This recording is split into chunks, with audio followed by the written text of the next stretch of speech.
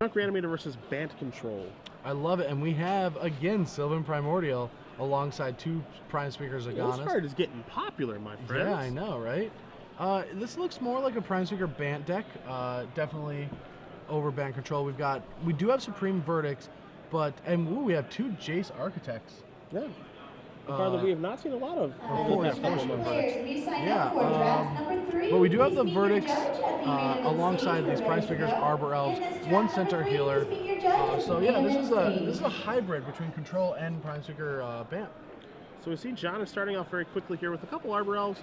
He does have a Breeding Pool, and he also has a Hallowed Fountain. As we're going to see Emmanuel, he's going to Abrupt Decay one of these Arbor Elves, try to slow him down a little bit here. Emmanuel's deck list, pretty traditional here. He does have 4 Avacyn's Pilgrims, 2 Arbor Elves, and 2 Deathrite Shamans. He's got your Centaur Healers, your Restoration Angels, of course 4 copies of Thragtusk, 3 Angel Strandies, and 2 Crater of Behemoths to go along with 4 Burial Rites, 4 Grizzly Salvage, 3 Mulch, and 3 Lingering Souls. So he's not playing, any of the main deck removal like your Orzhov Charms. That Abrupt Decay that you do see cast is from the sideboard. He does have 4 of those. Other cards, since we are in Game 3 here, that we might see 2 copies of Sever the Bloodline, 3 Acidic Slimes, 2 Obzidats, 2 Rocks Faithbenders, and 2 Deathrite Shamans. All right, well, on Jonathan's side, he's got some interesting cards. For one, in the main deck, he has this Watery Grave that I couldn't find anything for. It's like, what is this Watery Grave and this Woodland Cemetery for? Also an Overgrown Tomb with the Farseeks, and 2 Alchemist Refuge for Flash. But after sideboard, he has a Veraska and 2 Unburial Rites against other control decks, along with another Sylvan Primordial and 2 Luminant Primordials. People are loving their 7-drops these days. Yeah, Primordials are hitting the scene. Gatecrash having an impact, as we do see a Farseek here from John. Does not search. Actually, he does have Watergrave in play, so maybe we'll see a little Unburial Rites action here. I think we might either see Unburial Rites since he does not have any graveyard hate, but we could also see a Veraska. We don't really see anything too explosive going on here from either player. The Abrupt Decays took care of those Arbor Elves. We see a Farseek being resolved. You see an Azorius Charm was cycled, and Emmanuel does just play an Arbor Elf and pass the turn back. So with how powerful these decks are, and the quality of cards they have, pretty weak starts, wouldn't you say? Yeah, I would. John Sweet had to pass, doesn't have an extra card. I see a Dissipate that should get used this turn. But unless Cavern of Souls has something different to say here, as that is on Spirit. That is putting Obsidat into play, and you cannot anticipate that, my friend. And now the Ghost is going to go into hiding. Yeah.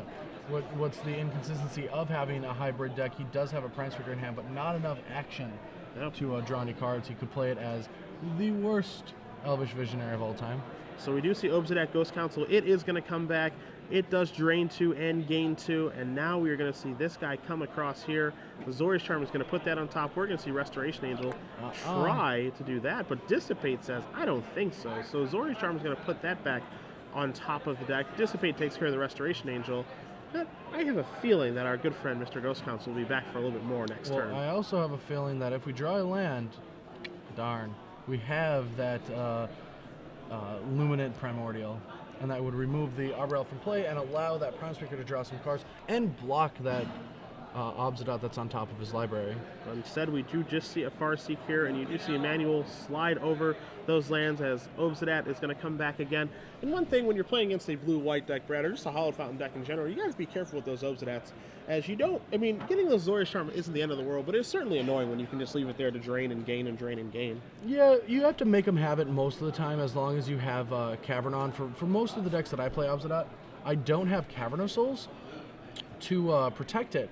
So once I sneak it into play, I'm very scared of getting Azorius Charm. But since he has it on Spirit, I would just make sure that, trade cards. And now we do see Luminant Primordial from John, the 7-mana 4/7 Vigilance. That does remove a guy here, and it also does a nice job of blocking down the Obsidat Ghost Council. So little haymaker time here in our round 4 feature match. I think the most important thing that card's going to do in this game, though, is create 4 power on the board for that Prime Speaker in his hand.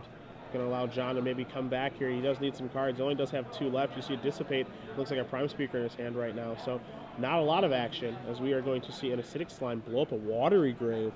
So let's see. Does he have enough blue? Oh, he's got enough blue. Okay. He's been digging for those those out there. And a Breeding Pool. And now we do see him slam down Prime Speaker Zagana. That's going to get 4 counters. That's going to draw him 5 cards. And now John Sweet is looking to take control. Azorius Charm, Alchemist Refuge, Jace Memory Adept, Supreme Verdict, and another Supreme Verdict. So 5 brand new cards for him. He's going to play a land, and he's going to pass a turn back. Feeling pretty confident. Yeah, was that a Hallowed Fountain that he played untapped? That is a Hinterland Harbor. Sorry, excuse me, yeah. All right, so Obsidian comes back, drains John down to 8, Emmanuel all the way up to 29. Can't really attack with anything. That Acidic Slime will trade with something, and I definitely think if you are Emmanuel, you want to trade one of those permanents off. Restoration Angel is very scary on that board. And you do see him attacking with Acidic Slime right now. No fear. He's at 29 life, no reason to block. And this puts John Sweet in a little bit of a bad spot here. And he is going to block with Prime Speaker Zagana. When you do have Obsidian attacking your life total indirectly, you know, an Acidic Slime coming across for 2 might not seem like that big of a deal, but it actually is. Yeah, you have to protect yourself as well as you want to keep that Primordial around because the Restoration Angel will be able to instant speed remove that Obsidian. One of the only lines that John Sweet has to get that off the board. And so now we are going to see a Restoration Angel here. After blocks are declared, it's going to target that Acidic Slime. That's going to come back. It's going to get to destroy one of these lands, as you see Emmanuel deciding which one needs to go here. Well, John does have a bevy of them. Yeah. And yeah, they're mostly it's just a land out of the way. I don't think you're going to get any color that matters. Not this deep into the game. Draw step, I don't know what it yielded. So we're going to see Alchemist's Refuge come into play here. So the land that can give your non-land spells flash is played here. A card that we saw Reed Duke have a lot of success with in December. That land is so good right now against dealing with Obsidian. I never really thought about that. Yeah. It lets your sorcerers interact with it. That's awesome. So we do see Obsidian come back. We're going to see Drain 2 and Gain 2. Sweet will go down to 6. Emmanuel will go up to 31. But one thing that Alchemist's Refuge will allow him to do is with that Obsidian trigger on the stack, he can flash into Supreme Verdict. And he can hide a lot of that by just blocking this turn. I think if Emmanuel has any pressure, he's going to get to snag that Supreme Verdict since that Restoration Angel. And you do see in Emmanuel's hand, he does have a Crater of Behemoth and an 8th land. So is he willing to pull the trigger? That's the question here. Again, we are joining in Game 3 here, so you have to believe that Emmanuel probably saw Supreme Verdict at some point in this match. And so you see he's being very, very cautious. You know, am I supposed to actually play this land, this Crater of Behemoth, and hope my opponent has nothing? That's pretty risky. Yeah, it is very risky, especially after he just drew 5 cards off of the Prime Speaker Zagana. But no, and you see he is going to go for no gamble, no future. Greater Hoof Behemoth. You see a Supreme Verdict get flashed in. Emmanuel loses absolutely everything. John does lose his Prime Speaker and his Luminant Primordial, but that is a trade he's willing to make, as that is a very good one. And now John with all the cards and Emmanuel with none of them. Yeah, and he can untap with Jace and Dissipate. So John Sweet showing you the power of Alchemist's Refuge, and now you do see Jace, Architect of Thought, a card that we'll bring up on the screen for you, as it does reveal a Sylvan Primordial, a Farseek, and a Hinterland Harbor. Jace, Architect of Thought, heavily hyped when it was foiled, but it has not really seen that much play. Oh no, right before the set was released, I did a playtest video with Jerry, and I saw the true power of Jace, and I thought it was going to be an absurd Magic card. The thing is, we didn't know how powerful this format was going to be and how aggressive and how good like Thundermaw was going to be. We did play it in Cincinnati at the Open, and I ended up top 16 losing to the first version of Jun, and Todd Anderson ended up winning with 4 Jace Architect of Thoughts in our deck. It was so good. And so now we are going to see a Thraxus off the top here for Emmanuel. We'll get him 5 life, and of course life is certainly not an issue here, and that guy does not have haste, that I promise you. And he's going to let that resolve, doesn't want to dissipate that. I feel like, you know, he's probably holding that Dissipate looking for maybe to snag on Barrel Rights. Something that's a little bit more threatening. As Thraktos, he doesn't really care about. The -2 on Jace yet again is going to turn over a Luminant Primordial, a Farseek, and a Forest. So many powerful spells in his hand. It's a lot of Primordials. Yeah. He also has the Silver one in his hand as well. As there you guys do see Luminant Primordial again. Going to put those cards he doesn't take to the bottom. He's going to tap 4 mana right now. Looks like we might see a Supreme... Okay, I thought we might see one, but just another Jace Architect of Thought. Jace tick up, hold Dissipate. Might be what we see. As you see, John is deciding how he wants to use this Jace as well. And he is going to turn over 3 more cards. It's going to be Restoration Angel, the second Alchemist's Refuge in his deck, and a Breeding Pool. And he takes the Restoration Angel. Now I feel like, oh, he does have some land drops. All right. So what he is trying to do right now is he's trying to get up to that threshold of having 10 mana. What 10 mana allows him to do is start casting his Primordials and hold Dissipate up. With the Dissipate in hand, he's going to go to 1 life, but he's okay with that since he does have such a powerful hand. I am curious, like, why you wanted the Restoration Angel over those two spells, those two lands, since it would let you for sure get there. But he might just Restoration Angel block right here. Yeah, it allows him to try to get where he's trying to, what you're describing, get to that 10 mana critical mass point. But he opts for a different line of play, as we're going to see a Zorius Charm here. Looks like he's going to put that Thragtusk on top. Yes, Emmanuel will get a Beast, but he does have a fairly irrelevant draw step coming up here now. Yeah, especially with the power inside of John Sweet's hand. So many powerful spells. Like, you don't see hands without a Sphinx's Revelation that powerful. Yeah. Just so many great effects. We have two different Primordials as well as Restoration Angel to blink them. So now we are going to see a Grizzly Salvage here for Emmanuel. One thing you need to keep in mind is that the Dissipate is not available right now. You see a Forest and you see an Alchemist Refuge available. The cards he does turn over, 2 copies of Grizzly Salvage, a Thragtusk, a Acidic Slime, and a Sun Petal Growth. So not the best of Grizzly Salvages there. And because, I mean, Emmanuel knows both of the threats that are in John's hand, it's sad, but he does just have to go for that Acidic Slime, hoping that once he blows up a land, John has to... Peeps. That is time in round 5. So we do see Acidic Slime blow up Alchemist Refuge. John is going to untap. He will draw. Maybe we'll see one of those Primordials come into play here.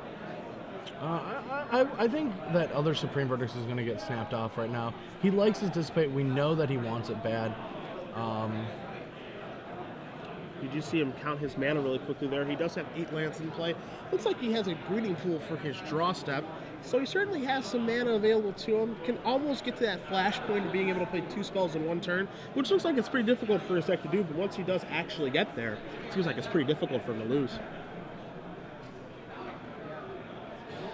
So here is that second Supreme Verdict, blowing up Emmanuel's world and allowing John to take up Jace and have 100% control of this game. Emmanuel is in top deck mode with cards that are less powerful in his deck than John has in hand. Yeah, somehow you rarely find Junk Reanimator have the less powerful top decks available, but when you see John's hand, you see multiple Primordials, you see Dissipate, you see Restoration Angel. It's hard to argue, but Emmanuel comes back with one of the better cards he can draw right now in Obsidian Ghost Council. John now is on the aggressive. He doesn't have that much life gain. He has no Thragtusk in hand.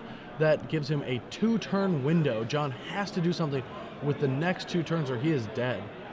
And now we see John counting his mana. Jace going to -2. John looking for a little bit of help. You see Sphinx's Revelation well, among others. Is dead. And now John with a big smile on his face saying, yeah, I got there. I got there. We found the Sphinx's Revelations. So now you're going to see John play a Sun Petal Grove. You see him slide those 3 lands. Revelation is going to be for what looks to be 7. That is just enough to, once Emmanuel ends his turn, for John to stay at 4 life. And so we are going to see Obsidian come back. It's going to knock John down to 2. And now here's an interesting thing here, Brad. What happens if Emmanuel does draw a Restoration Angel this turn? John goes for that big Revelation, Restoration Angel. Yeah, I mean, I think John could have went upkeep Rev. I think that's a play that isn't done enough. So now you see that Sphinx's Revelation. Does he have Restoration Angel? He does not, so John does dodge the bullet. Revelation for 7 is going to resolve 7 new cards, but more importantly, 7 more life. That is going to put John up to 9, back down to 4, and definitely something to play around. I think this is, again, playing ahead, not thinking about ways that you can lose. It's so much easier when you have options. You're not considering your opponents. You know, very focused on the fact that he did draw Sphinx's Revelation to save himself. But if Emmanuel did draw Restoration Angel that turn, that Sphinx's Revelation would have been for naught. Yeah, two steps that I think players are underusing are your opponent's upkeep to cast cards like Sphinx's Revelation, and at end of combat to cast cards like Azorius Charm. You can sometimes take the damage from a creature to stop any tricks, and then Azorius Charm it and get the effect from it as well. Something that you rarely do see with Azorius Charm. One of the, what people like to call hidden modes on that card. Yes. But now we do see that Obsidian gets in for its damage, and now we are going to see Unburial Rites. That is going to be on Restoration Angel. It is going to blink Obsidian. It's going to put John down to 2. That's, again, pressure. John has to find the Thragtusk. I didn't see any of the cards he drew, but that is good. And now you see the power of Obsidian Ghost Council in action. In combination with Cavern of Souls, that's what lets these Junk Reanimator decks be able to beat these blue-based control decks. And you see John's hand. What is he got? 30 cards in his hand right now? He's got a lot, but do I see a Thragtusk? Yeah, any way to gain life? Does he have Sphinx of Revelation? Does he have Thragtusk? Did he board them out? That is a card he could have boarded out in this matchup. He ticks up Jace. Emmanuel says, thumbs up, that's fine.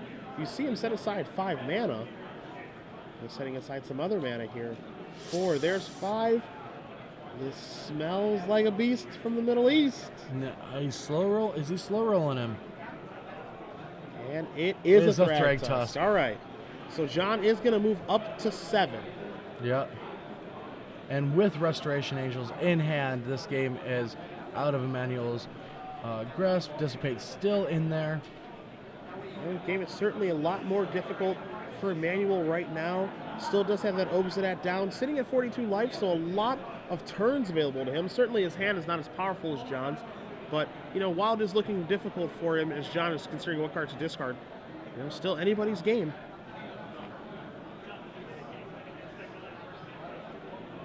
So John does discard, which signifies he's passing the turn back.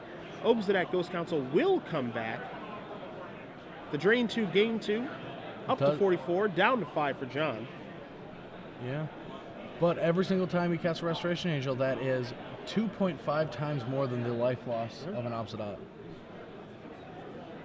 So if Emmanuel can have 5 end of turns and upkeeps correct right now, we might see him take this game. So let's see, you do see Emmanuel taking a look through his graveyard right now. Sees that Burial Rites on the top of it. What can I do with that? As John's been holding that dissipate forever. Yes, but there still is a hoof. A hoof and a dream.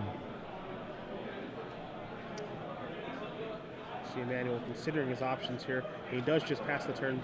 Oh, no, he does not pass the turn. He's asking us to take a look at John's graveyard here. Trying to see how many dissipates he thinks he would still have. See if he used any more earlier in this game. We see 1 dissipate in the yard. Assuming, how many dissipates can one player have? And do I have to worry about a card like Azorius Charm? You know, what cards have I seen in these previous 2 games that you guys haven't seen at home? Those are the things that are running through Emmanuel's mind right now. As he is deep in the tank here in game 3 of round 4. I rarely find it profitable to wait when it comes to situations like this. You just have to go for it. And you do see him flashing back on Burial Rites, and John says, I don't think so. Dissipate that out of here. All right. Well, 3 damage comes in. Just you see with the Jace trigger. So only attack for 2 here from the Restoration Angel. John, very smart, of course. Remembering that Jace trigger is that has to be a player announced trigger when the attack does happen, based on the new rules. Or it can be when it's needed, correct? It's a little bit. The rules have changed so many times here that I believe that it is a player announced trigger now. As you do see John point to it himself during the attack step. And now he does slide out Obsidian. So again, John down to 3, as we're going to see Luminant Primordial take care of that Restoration Angel. Now, are we going to see the correct choice of playing Obsidian? So he's going to pass the turn. But, I mean, right now, I don't know if these players are XO, but we still have a lot of tournament, and John is now under the pressure of actually winning this game. Yep. There is only 3 minutes left on their clock, and he's got 47 life to deal with, 49 life to deal with. Man, I don't get into these junk games. I think the way that they configure their decks allow them to get these high life totals, but I usually win or die. And now we are going to see a Thragtusk here from Emmanuel. So if you thought 49 was a lot, Brad, how about 54? That's a very small percentage increase. So we will see that Thragtusk occur. Obsidian is going to hide, or at least going to try to hide. And with that trigger on the stack, you're going to see Restoration Angel. That is going to blink the Luminant Primordial, and that's going to take care of the Obsidian. And taking a look over here at Emmanuel's deck list, he only has 2 Obsidians in his deck, in his sideboard. So those are gone as far as outs are concerned. John sitting here at 1. Let's make it 6, he says. Thragtusk is going to come in. He's going to add a 5/3 to the table. Emmanuel's going to need at least 4 spears now. And here comes Thragtusk and Restoration Angel and that Luminant Primordial, which does have Vigilance. So many options. We have Garrick in hand. We have double Restoration Angel. We still have that Sylvan Primordial that has been there for what seems to be 10 turns. Yeah. And you see John lean back there, try to get a glimpse of the clock. We can see about underneath 2 minutes here for him to be able to finish this game. Jace ticks up and he does just pass the turn back. He's got to start deploying some of these threats and start attacking like crazy to try to get this game over with, as Emmanuel does draw a card here. Can't make out what either one of those are just yet, but he is going to tap some mana, and we are going to see an acidic slime. An acidic slime. And John says, go ahead, pick any one of my lands, I don't mind. So Woodland Cemetery is going to bite the dust. Yeah, just make sure that black doesn't in there. He doesn't really know what that's for. But it's very interesting to see how John is dealing with this deck with no graveyard interaction. You know, he has his own, and he doesn't fight the fair fight, or he's fighting the fair fight and winning. And so now we saw at the end of Emmanuel's turn, we saw Restoration Angel, blink the Thragtusk, give him a beast, add 6 points of power to the board, and now you're going to see John come across here in the air. Maybe he'll pound through on the ground as well with those Thragtusks, the Primordial with his Vigilance and the Beast token. So you see, he understands that time is of the essence. I got to get this game over with. Especially Let's since get these things off the board. Once it goes to him, if combat doesn't get done right here, Emmanuel's going to be turn 1. John's only going to have 2 more attack steps. Yep. He has to get this turn done so fast. He's like, beast, play my guy, miss my triggers, go. Yeah. So you do see here, after damage is going to resolve, you see the acidic slime going to trade here. Thragtusk will happen. Beast tokens will come into play. So Emmanuel, his board is being whittled away by John's creatures. The beast tokens will come in for each player. And now let's see what John has available for him in his second main phase. And that is a Sylvan Primordial. All the Primordials here. No, I think I'd rather just play all the Restoration Angels. Like, if on that last turn he could have Restoration Angeled his Primordial a couple times, killing the acidic slime, killing something else, and just getting more combat damage in. And so, as we see the players cutting,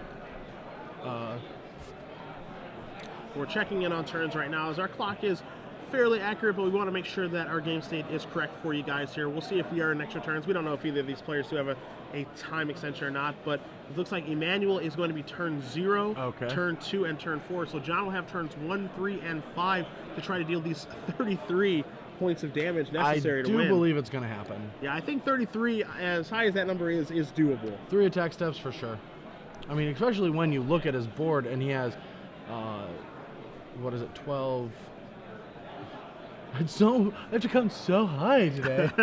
But it's 22 points of power on the board right now. 23, excuse me. So you see Emmanuel separating his lands. Does play a Woodland Cemetery. Let's see if he does have a follow-up play here. It looks like winning this game might be difficult for him, so he might be trying to play for a draw here in extra turns, just trying to stay alive, as a draw is better than a loss at this point. You do get 1 more point in the Swiss system. You do. And you see him reaching for his graveyard here. Maybe he's drawn in burial rites. We're not quite sure. As he is searching through the graveyard, that normally does signify that. He pulls a Thragtusk to the top of the graveyard here. Just 1 or 2 cards in his hand. Just trying to figure out what can I do to maybe get a draw to this one, because I don't know if I can win it anymore. Crowd surrounding in the background, as you can see. Everyone's excited to see this crazy Primordial Bant deck. And now we do see on burial rights, as John is representing Dissipate. Oh, wow. It is not lethal, but a flashback might be later. That Primordial actually saved him from going like Restoration Hoof and getting double trigger. So that's going to give him a little bit more life, and he's going to have to pass the turn. I can see that card making you think for a while. Yeah. So in burial rights, let's get back a Thragtusk. You see the die on the screen there for you guys. So we are in turn 1. John Swift's turn. Untaps his entire army, untaps all those lands, draws a card.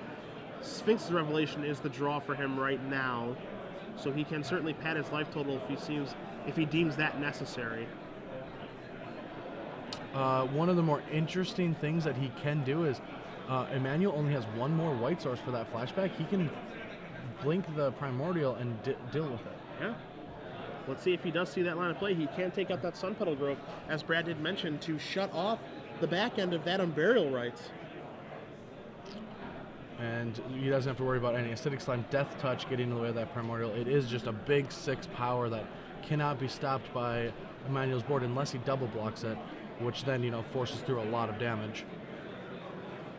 And one thing John does have to be conscious of, outside of that play that you just brought up, is of course there is a cranial behemoth in the graveyard, and there's some burial rights there as well, so there could be a lot of damage coming here soon.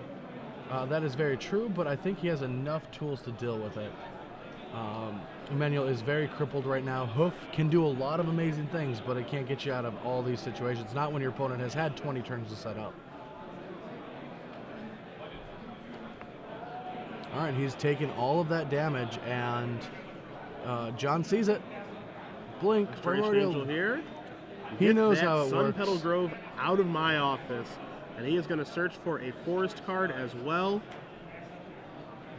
I want all the live top decks. So he does find an Overgrown Tomb.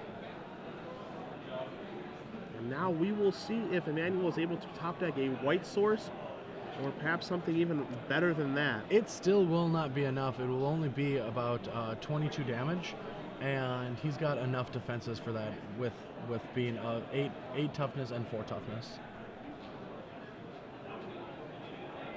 And he does just pass the turn back, thus sweet. So Emmanuel is going to draw a card. Let's see what he finds. He finds an Abrupt Decay. One of the poorer draws in his deck right now, I'd like to Yeah. When your opponent's Restoration Angel and Primordials, I don't think you want to be trying to Abrupt Decay. I think I agree with you.